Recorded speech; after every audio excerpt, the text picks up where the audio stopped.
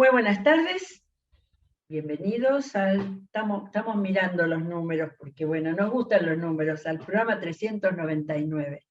No los vamos a jugar a nada, ni nada de esas cosas que hace la gente que hace esas cosas, pero solamente porque todos los días damos gracias a Dios de que hay un espacio, y yo tengo que dar gracias a Dios, porque alguna vez lo dije, yo nunca aprendí tanto de la Biblia como en este ejercicio diario de leer pasajes en voz alta, una vez cuando lo preparo y nuevamente cuando está el programa, y decir, no me había dado cuenta de esto, qué bueno que está, qué querrá decir, todas las preguntas que uno se hace, preguntas o afirmaciones cuando uno está leyendo eh, la palabra de Dios. Y es verdad que la palabra de Dios penetra, es verdad que la palabra de Dios esclarece todas esas cosas. Tengo anotado para terminar con 2 Timoteo 3, esa frase tan espectacular que le puso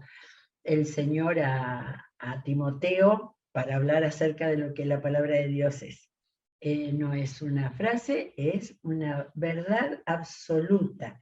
Y cuanto más uno lee despacito y se pregunta y se para y dice, ¿dónde vi esta palabra ya? La está repitiendo y preguntarse, ¿sí?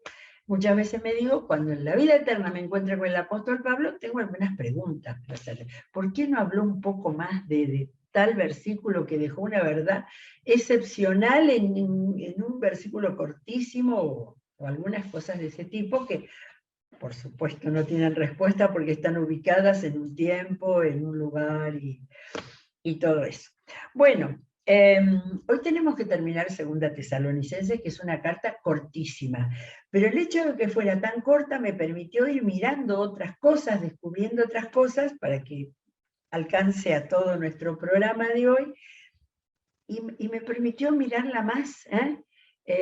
A ver, reconozco que de las cartas de Tesalonicenses tenía así como recordar, bueno, hay 2 temas, pasa con otras más famosas, más llenas de temas, como Efesios, Colosenses, que bueno, hay un montón de cosas, otro tiempo en la vida del apóstol Pablo, y eso también ayudó a darnos cuenta lo importante de la parte geográfica e histórica para ver, para comprender en qué lugar estaba y dónde había llegado y de dónde había venido y lo que venía después.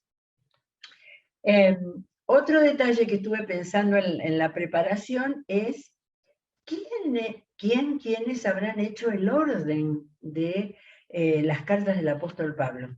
¿Sí? ¿A qué me refiero? Porque no están en orden cronológico.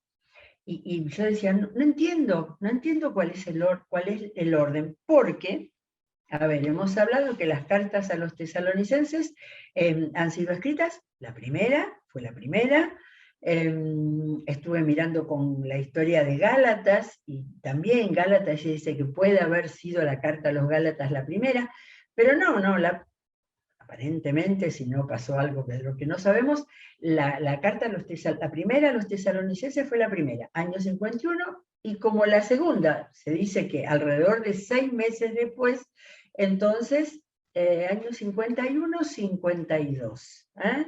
Pablo en Corinto, Pablo en pleno segundo viaje misionero. Y estuve dando muchas vueltas a las hojas. Después de la segunda Tesalonicenses empiezan las 2 cartas de Timoteo. Ya son las cartas pastorales, es otra cosa.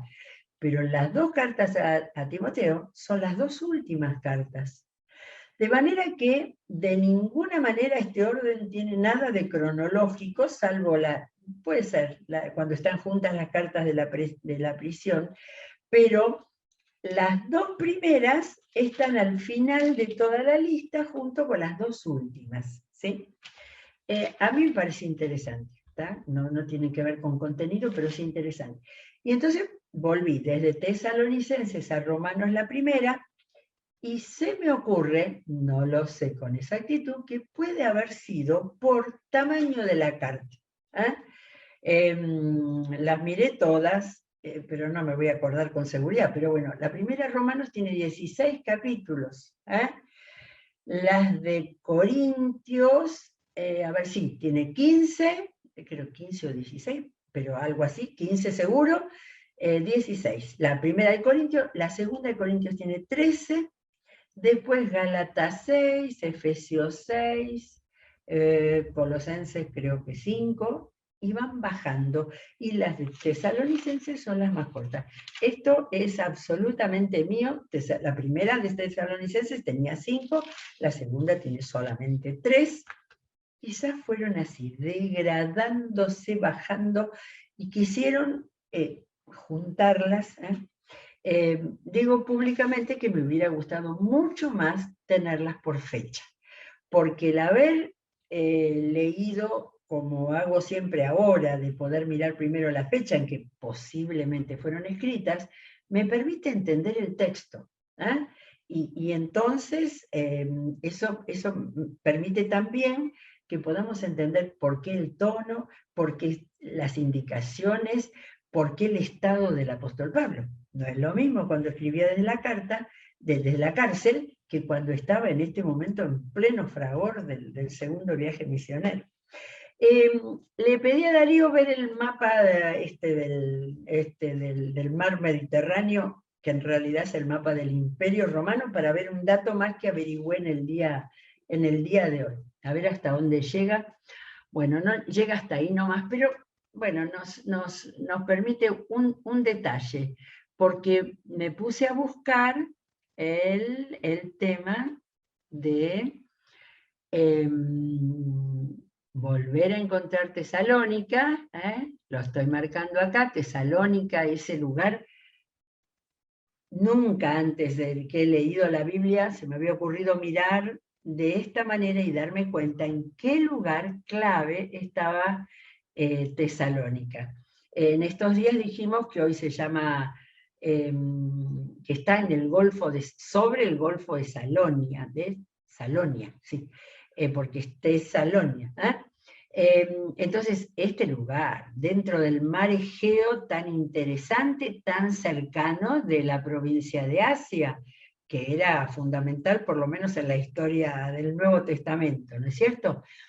Pero la ciudad de Tesalónica tenía más o menos 200.000 habitantes.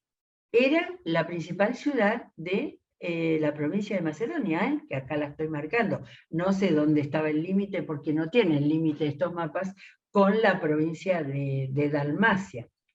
Ahora, un dato era que este lugar era tan importante porque era la intersección, diríamos, de la vía Ignacia, que era algo así, la que, no sé, supongo que cruzarían en barquito, porque si no dar toda la vuelta era tremendo, pero la conexión con el Imperio Romano, con los otros países hacia el oeste. Y además que la intersección era con la ruta que iba hacia el norte, y se me acaba el mapa, hasta el río Danubio. Me fui a buscar geografía. El río Danubio es ese río extraordinario que nace en Alemania y que desagua acá, en el Mar Muerto, y que atraviesa, ahora me olvidé, si 10 o 12 de las principales capitales de la Europa del centro, porque es el famoso Danubio que atraviesa Austria, Hungría, Rumania, y no me acuerdo qué más, Eslovaquia también. De manera que sabemos que el Imperio Romano tenía por algo llegó a tantos lados, tenía rutas y tenía vías, ¿no es cierto? De manera que Tesalónica era tan importante. De ahí que volví a repasar la historia, vuelvo a Troas, en la provincia de Asia, cuando el varón macedonio, cuando el varón, el ángel ese le dijo a Pablo, pasa a Macedonia y ayúdanos. Años de años yo leía pasa a Macedonia, y ahora Macedonia está muy cercana, porque lo que le estaba diciendo el ángel es pasa a Europa, pero entró a Europa desde la punta norte con la ciudad de Filipos, que era importante, pero que fue el inicio para que él hiciera el recorrido por las ciudades de la costa, que son las que están en los mapas, y pudiera ir predicando en todos lados, ¿sí? Y que, aunque estuvo poco tiempo en Tesalónica, sin embargo, el interés de Pablo para haberles escrito 2 cartas, para haberles mandado a Silvano y a Timoteo desde donde él estaba, vamos a bajar, porque acordémonos que lo dijimos el primer día, él estaba acá en el sur, en Corinto, en la provincia de Acaya, desde donde mandaba a Silvano y a Timoteo a Tesalónica, a que fuera a verlos como estaban, descubrieran los problemas que había, que son la base para estas cartas que escribe desde Corinto, y que nos permite entender la evangelización en Europa. Esto es extraordinario, por eso todos tenemos mapas en la Biblia y podemos mirar en la Biblia para poder entender la forma en que el Señor guió a Pablo para que predicara en todo lo más importante de la Grecia del primer siglo. Pero además, él estaba formando iglesias y las estaba formando para que fueran evangelizadoras. De manera que podemos creer, habiendo estado en varias ciudades de Macedonia y habiendo estado en Acaya, por lo menos en Atenas y en Corinto, toda la Grecia antigua fue evangelizada, ¿sí? De manera que, bueno, estas 2 cartitas, lo digo desde mi mirada así, que yo decía, bueno, tesalonicenses, ¿qué hay? En Primera Tesalonicenses, sí, todos esos versículos cortitos tan importantes. En Primera Tesalonicenses habla de espíritu, alma y cuerpo, que esa es una cosa extraordinaria de la comprensión del Evangelio. Y en Segunda Tesalonicenses, bueno, que habla de trabajar, ahora lo vamos a leer. Sin embargo, esta mirada con el contexto histórico de la entrada de Pablo a Europa y con el contexto histórico de lo importante que eran estos lugares, cuando el Asia Menor y la punta de Galacia, el sur de Galacia y todas las demás ya habían sido alcanzadas en el primer viaje misionero. Y después Pablo, cuando volvía por ahí. Bueno, para mi visión de la comprensión de las cartas del Nuevo Testamento y específicamente de las cartas del apóstol Pablo, esto es extraordinario. Bueno, muchas gracias. Terminamos con el mapa y ahora sí nos vamos al texto porque ya... creo que mencioné algo de la fecha.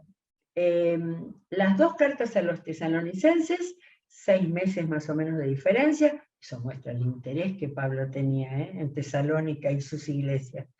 51-52, ¿sí? Después de Cristo. Y lo que sigue, por eso yo decía, ¿por qué pusieron las primeras últimas? Las de Timoteo, año 63-65, lo último que Pablo escribió, ya después le esperaba la muerte. De manera que, interesante, tenemos una mirada más abarcativa y ahora vamos a ir al contenido. Segunda de Tesalonicenses. Como siempre, yo vuelvo atrás para conectar, porque aunque uno vaya leyendo, estas son muy cortitas, uno la puede leer toda junta, pero no siempre tenemos tiempo leyendo capítulo por capítulo. Cuando tomo el capítulo siguiente no me acuerdo ya qué había pasado, pero como tengo muy subrayado, me gusta volver a mirar detectando puntos claves que después van a aparecer nuevamente. Me llama la atención, capítulo 1:11, donde termina casi el primer capítulo, que dice que Dios los considere, oran para que Dios los considere como dignos del llamamiento. Dignos del llamamiento, ¿sí? Es decir, eso tiene que ver con la identidad.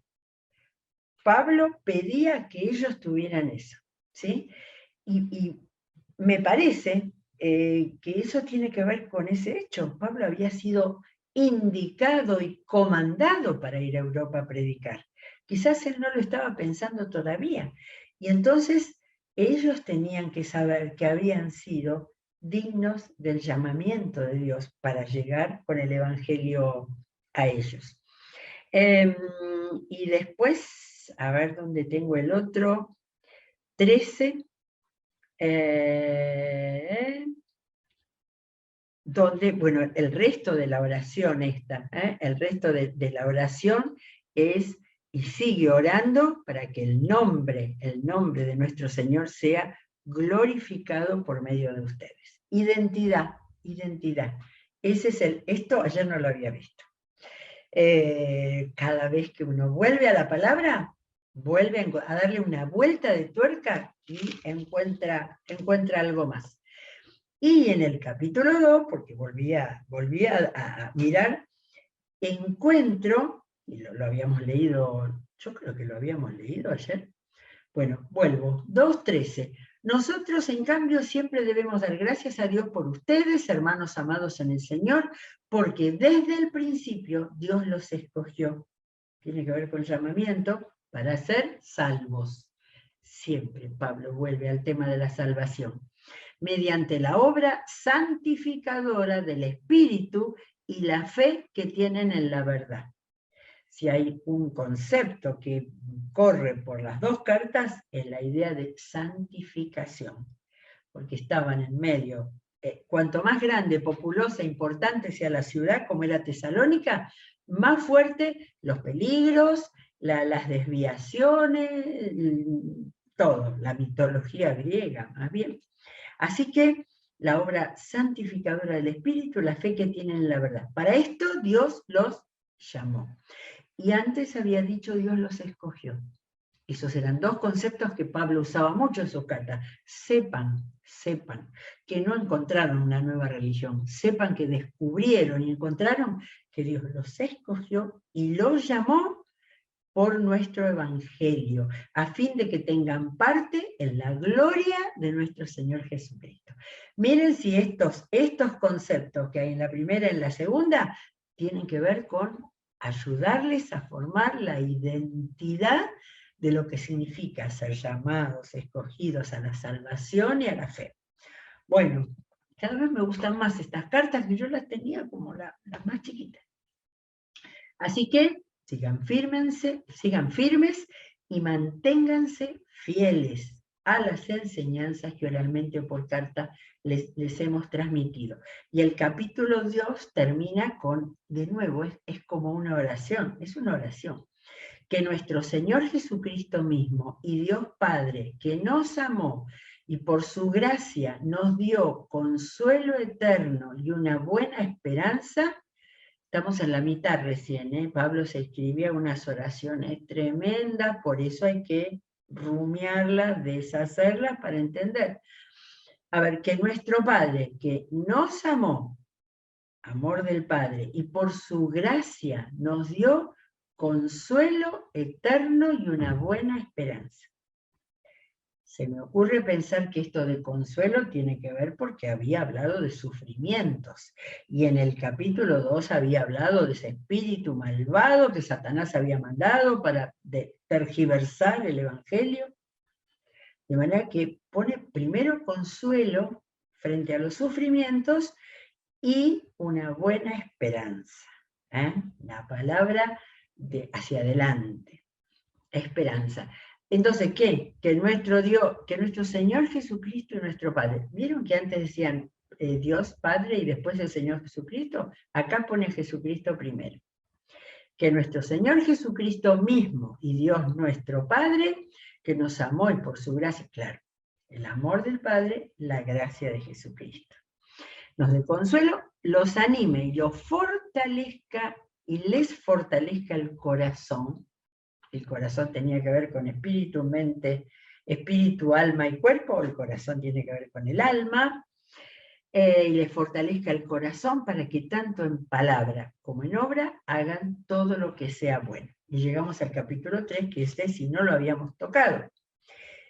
Y voy pensando, bueno, pero ¿Cuáles fueron los motivos, aparte de alentarnos, de fortalecernos, de bendecirnos?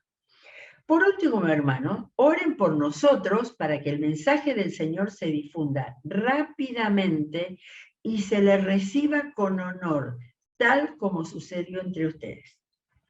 De manera que tenemos acá un dato, y es que el mensaje que Pablo llevaba cuando fue a Tesalónica, en el capítulo de Hechos que lo vimos, fue recibido rápidamente. ¿Se acuerdan que decía que lo recibieron no pocas mujeres distinguidas o poderosas, judíos también? De manera que acá tenemos que en Tesalónica el mensaje se recibió rápidamente. Oren además, como en la otra, esta también pidiendo oración, para que seamos librados de personas perversas y malvadas, porque no todos tienen fe. Si leemos Corintios, digo cualquier cosa, perdón, Hechos 18, donde deja toda todos esos problemas que tuvo en Macedonia, y después lo de Atenas. Cuando en Hechos 18 llega a Corinto, ahí estuvo, calculo que casi 2 años, dice 1 año y medio, quizás porque le dio mucho trabajo, quizás porque tuvo profundidad. Pero el Señor es fiel y Él los fortalecerá y los protegerá del maligno. Segunda vez que habla de Satanás. Lo vimos en el capítulo 2 y acá aparece nuevamente. Confiamos en el Señor de que ustedes cumplen y seguirán cumpliendo lo que les hemos enseñado. Cumplen y seguirán cumpliendo lo que les hemos enseñado. Esta idea la repite y la viene de Primera de Tesalonicenses. Pero la comprensión de por qué lo hace de esta manera es porque era iglesia nueva. Hacía poco que él las había evangelizado. Era en ese mismo viaje misionero. De manera tal que los estaba cuidando, los estaba cubriendo, les estaba recalcando las cosas que necesitaban recordar. Que el Señor los lleve a amar como Dios ama y a perseverar como Cristo perseveró. Esta es una de las frases que yo digo, cortita así, directa, va al hueso, pero a ver, él les pide amar, que lo había dicho en la primera carta a unos a otros y también al resto, amar como Dios ama. ¿Sí? Siempre se habla de Dios es amor, el amor de Dios, el Dios de amor. Entonces, de Dios sacamos amar, como Dios ama, y perseverar como Cristo perseveró. Acá me paré, digo, perseverar, y no busqué la cita, pero en Hebreos, en la carta a los Hebreos, hay insistencia en la idea de perseverar. Y eso se los dice a aquellos que están muy movilizados, que hay muchas ideologías, que hay muchas cosas que los están moviendo y tentando y queriendo apartar. Perseverar como Cristo perseveró. Y claro que sí, que perseveró, ¿sí? Si Pablo tuvo que soportar muy fuerte las contradicciones, Jesús se pasó los 3 años de ministerio, todo el tiempo refutando y discutiendo y debatiendo con aquellos que estaban queriendo nada más que rechazarlos. En el fondo, rechazarlo. Así que los anima a perseverar como Cristo perseveró. Hasta ahora no hay cosas demasiado nuevas. En el capítulo 2 vuelve a hablar de cuidado con los que dicen que el fin ya, que Jesús ya vino y todo eso, que es el tema principal de la primera carta. Pero acá en 3.6 es donde viene nuevamente porque algo había dicho, pero ahora viene la preocupación principal. Hermanos, en el nombre del Señor Jesucristo les ordenamos, acá se puso en jefe, les ordenamos que se aparten de todo hermano que esté viviendo como un vago y no según las enseñanzas recibidas de nosotros. Había dicho algo en la primera carta, pero evidentemente había hablado mucho. Entonces, ustedes mismos saben, estoy en 3:7, ustedes mismos saben cómo deben seguir nuestro ejemplo.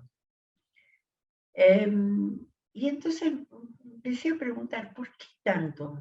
Va a hablar de trabajar, y que esto es uno de los versículos más recordados de Segunda Tesalonicenses, ¿no? Ahora viene, que no trabaja, que no coma.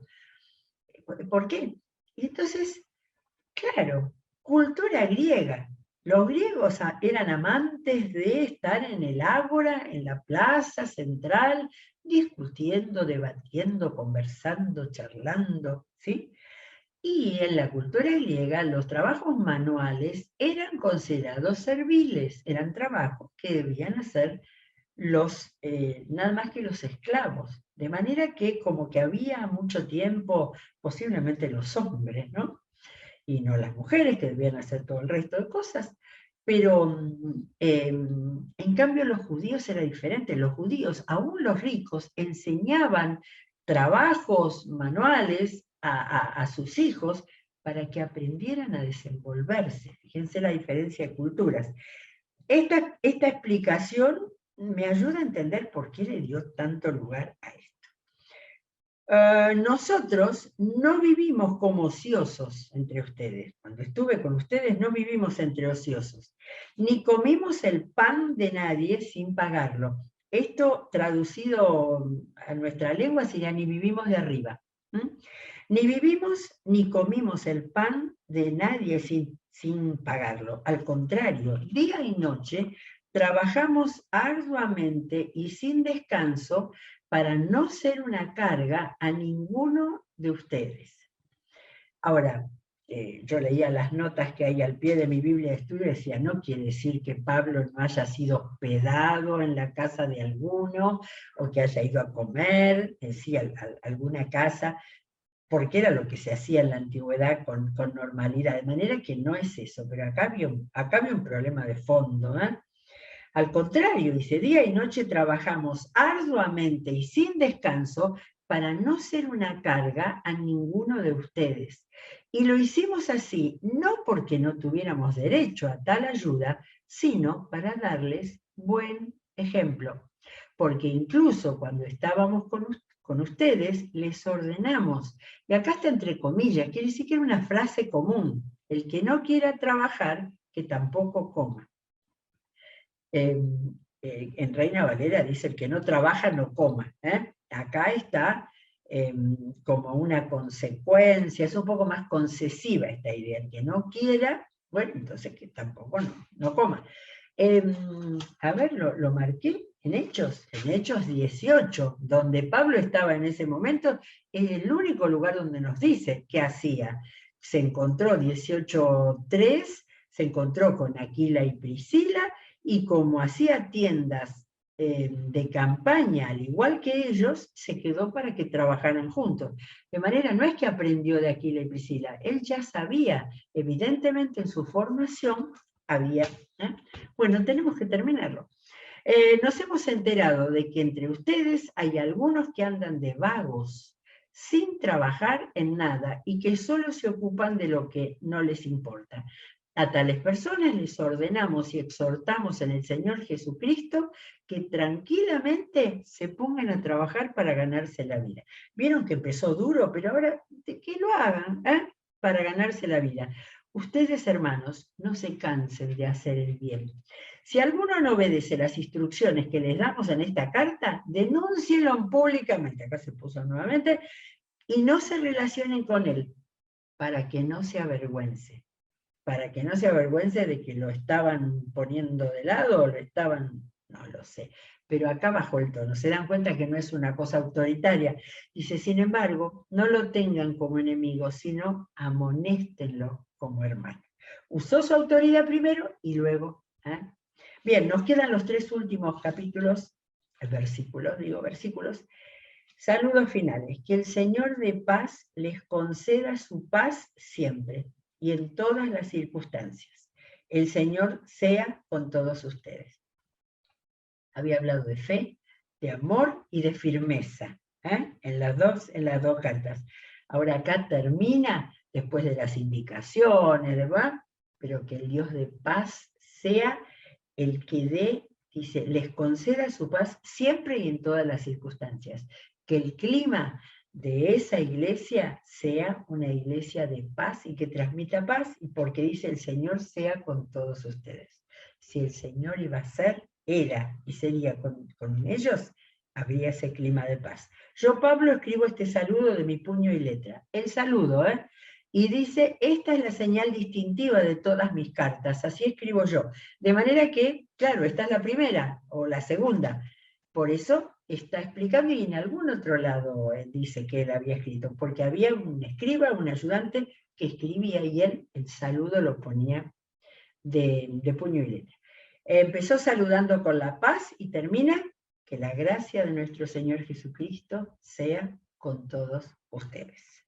De manera que las cartas cariñosas, de enseñanza, de acompañar, de padre y madre, que dice en la primera, es el tono que tienen estas cartas preciosas, que por ser más cortitas no tenemos de ninguna manera que dejarlas de lado.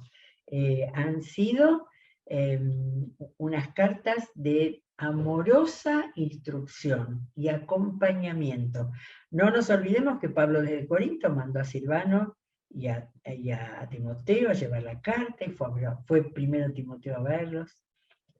Maravilloso, cuidado en las primeras iglesias evangelizadas en Europa.